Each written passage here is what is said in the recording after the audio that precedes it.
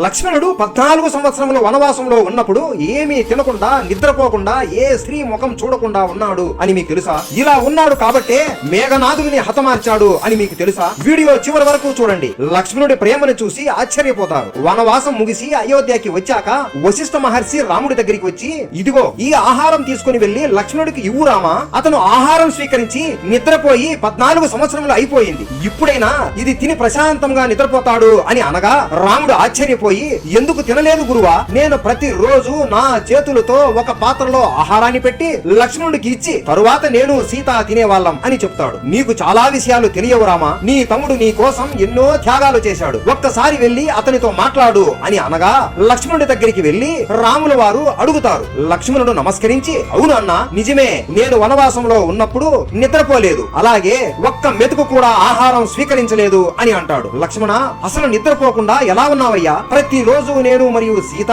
పడుకున్నాక నువ్వు బయట పడుకుంటా అని వెళ్లేవాడివి కదా.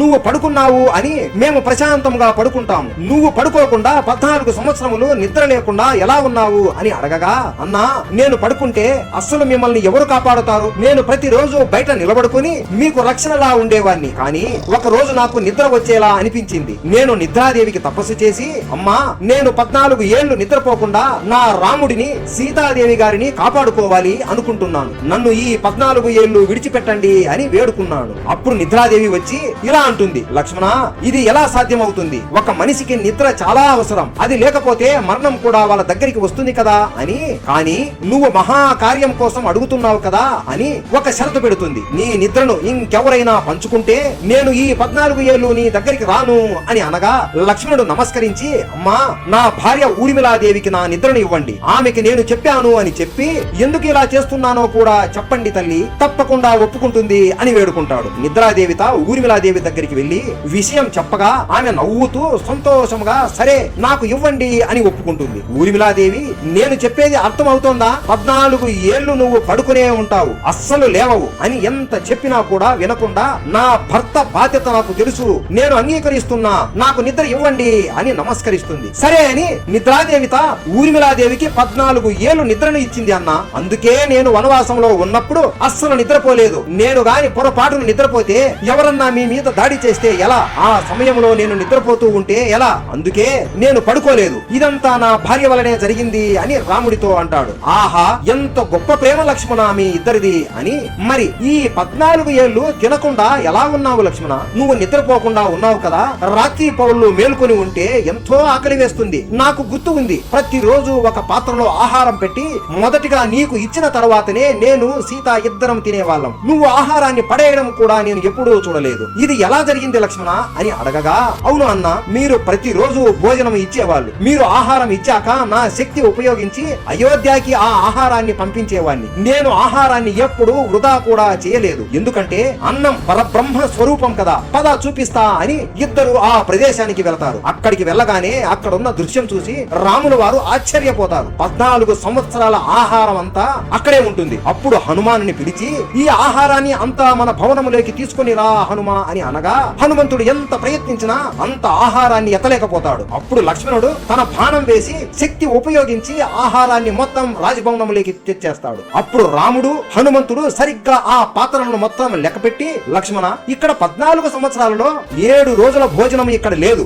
నువ్వు ఏ 7 రోజులు అయినా తిన్నావా అని అడగగా, లేదు అన్న, మొదటి రోజు మన తండ్రి దశరథ మహారాజు చనిపోయిన రోజు ఉపవాసం ఉన్నాము. రెండవ రోజు రావణుడు సీతామాతను అపహరించినప్పుడు మాతను వెతుకుతూ ఆ రోజు ఇద్దరం ఆహారం స్వీకరించలేదు. మూడవ రోజు యుద్ధంలో మహిరావణుడు మనల్ని మూర్చిపోయేలా చేసి పాతాళ లోకానికి తీసుకువెళ్లిన రోజు మనం ఏమీ తినలేదు. 4వ రోజు నా మీద మేఘనాథుడు నాగపాశాన్ని వదిలినప్పుడు రాత్రి మొత్తం స్పృహలో లేను కదా, ఆ రోజు నేను తినలేదు. 5వ రోజు సంజీవినితో నన్ను బ్రతికించిన రోజు. ఇంద్రజిత్తుతో ఏకతాటిగా రాత్రి వరకు యుద్ధం చేసి హతమార్చాను, ఆ రోజు కూడా ఏమీ తినలేదు. 6వ రోజు రావణుడిని చంపిన రోజు. ఆనందం మరియు బాధతో ఏమీ తినలేదు. చివరి 7వ రోజు రావణుడు చనిపోయాక లంకలో ఉండే ప్రజలు అందరూ ఏడుస్తుండడం చూసి బాధతో మనం ఆహారం స్వీకరించలేదు అన్నా అని అంటాడు. నేను కాని భోజనం స్వీకరించి నిద్రపోతే మిమ్మల్ని ఎవరు కాపాడుతారు? పొరపాటును నేను భోజనం చేస్తున్నప్పుడైనా ఎవరైనా రాక్షసుడు దాడి చేస్తే ఎలా? అందుకే నేను మీ రక్షణ కోసం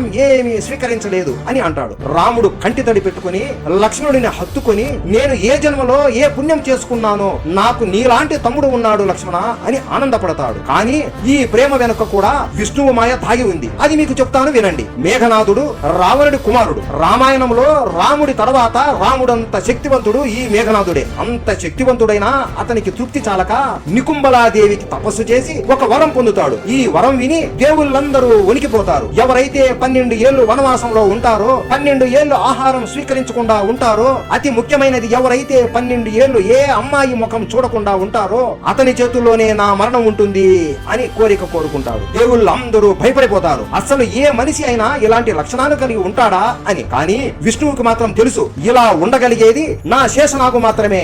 ఆ శేషనాగు అవతారమే ఈ లక్ష్మణుడు తినకుండా నిద్రపోకుండా అలాగే వనవాసం మొదలు అయినప్పటి నుండి ఏ మహిళ ముఖం కూడా చూడడు. ఆఖరికి సీతాదేవి ముఖం కూడా చూడడు. ఎప్పుడు ఆమె కాళ్ళు చూసి మాత్రమే మాట్లాడేవాడు. అందుకే మేఘనాథుడితో కఠోరమైన యుద్ధం చేసి లక్ష్మణుడు మేఘనాథుడిని వధిస్తాడు. ఎంత గొప్పవాడో కదా మన లక్ష్మణుడు. ఇలాంటి తమ్ముడు ప్రతి ఒక్కరికి ఉండాలి. మీకు ఈ వీడియో నచ్చితే సబ్స్క్రైబ్ చేసుకుని జై లక్ష్మణ జై శ్రీరామ్ అని కామెంట్ చేయండి.